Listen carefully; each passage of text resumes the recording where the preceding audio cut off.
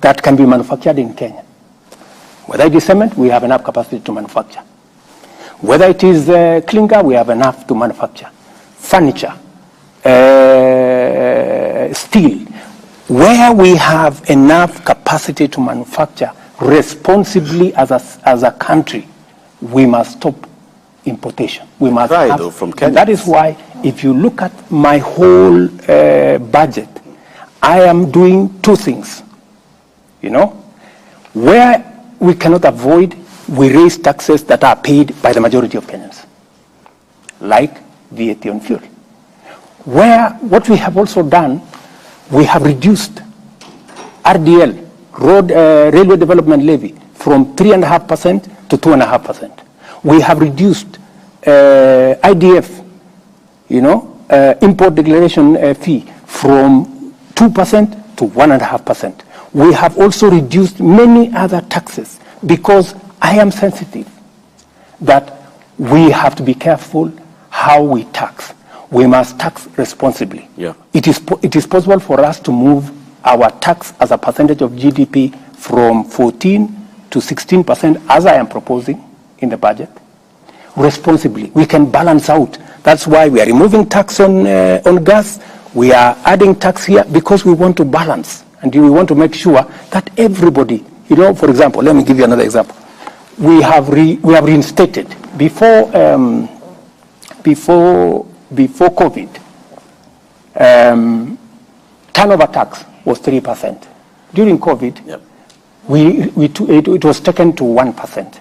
We have reinstated it because COVID is behind us. Because we want also the people in the micro and small enterprise space to pay a little bit of tax. This tax cannot be paid for by a few people. We want to spread it. The same thing, we have also enhanced what we call advanced tax. The tax you pay for your car, for my car, for all these vehicles we are driving, from 3,000, which was put in 2010. Now, 12 years later, my friend Latif, we've increased the number of roads. We have increased our bill on roads. We've increased it from 3,000 to 5,000 per year. So these are measures, and so we want everybody to carry a bit of the tax. But we have reduced tax on pharmaceutical manufacture. We have reduced tax on manufacture of building products, building materials, so that we can also grow our Mr. local. President, the main concern also accompanying all this is a concern from Kenyans from what they see the government doing, which is what Lofty had asked earlier, the government appearing to spend excessively. How do you back on the excesses of the government? See, your own economic advisor, David Day, has said it publicly. He's gotten into government and he's seeing there's excessive. And David is speaking the truth, and that is why we have cut down on unnecessary expenditure. That's why we were able to reduce the budget by 300 billion. That's why in this year's budget, we've been able to reduce from, instead of borrowing 1.1 trillion like the former regime, we are now going to bring it down to 600, those numbers you read, 660 something. So we are responsible. Okay. You're telling me you increased 90 million that was borrowed by State House. Yes. What used to happen? The office of the deputy president has been shut.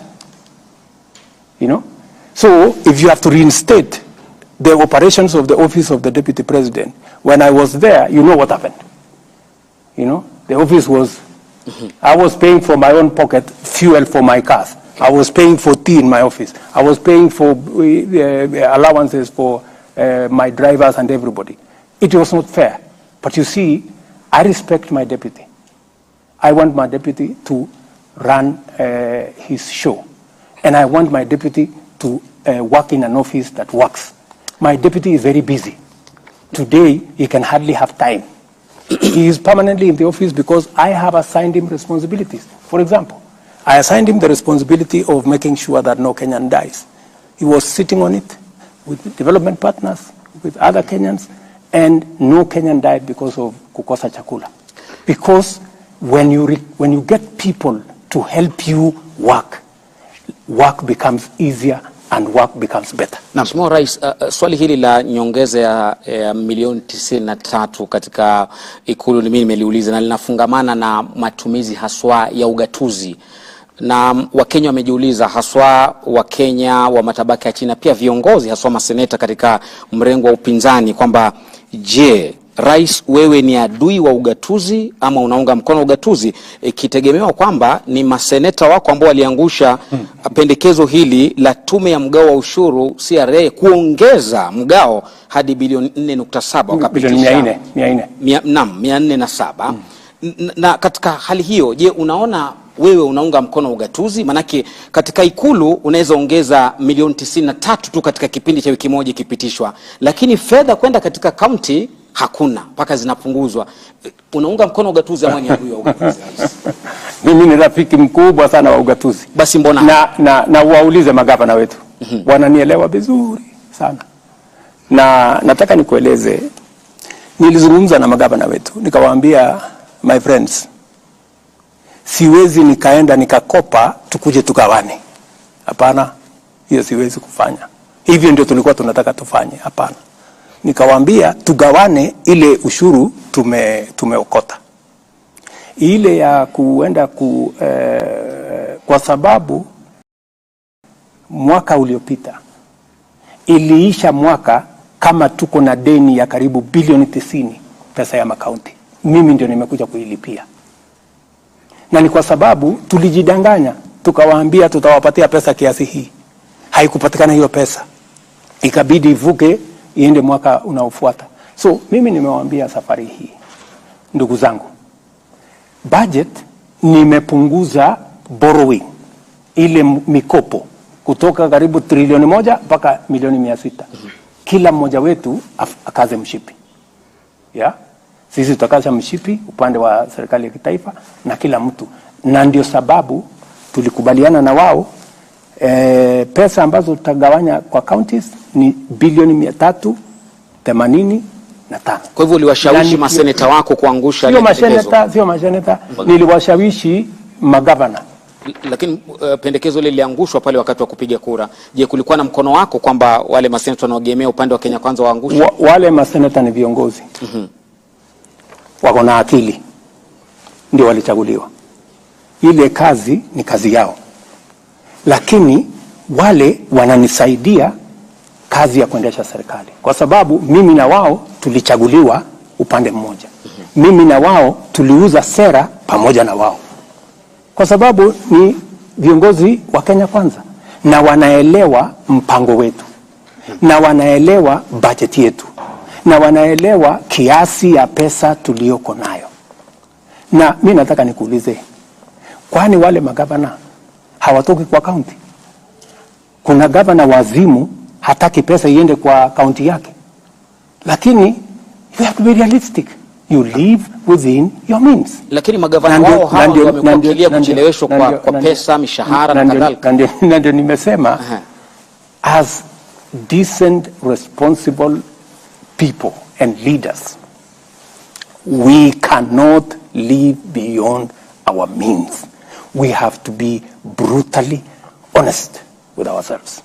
What is possible and what is not possible. And I have sat down. I am the only president who has taken a lot of time. I have sat down with governors for 2 days. We have agreed on what we are going to do. We have agreed on joint plans. In fact, we have agreed with the governors that we are going to co-invest, just to show you the level of comradeship between my administration and the governors. We are going to jointly sponsor county, aggregation, and industrial parks. I have put 5 billion shillings in the budget to support that county function because I want to reduce post-harvest losses. I want to bring on board value addition because that will happen if there is a partnership between the counties. Agriculture is devolved. They will work and aggregate because the power of aggregation helps us to provide storage. Therefore, we minimize post-harvest losses. It also gives us an opportunity to create volume where we can market. And number 3, it gives us an ecosystem for us to value add so that we can take it forward. And by the way, in those, just let me finish, in those county aggregation and industrial parks, we have also linked them to commodity exchange and warehouse receipting so that counties can be linked. So that, because the problem we normally have is there is plenty in one corner of the country and there is scarcity in another corner of the country.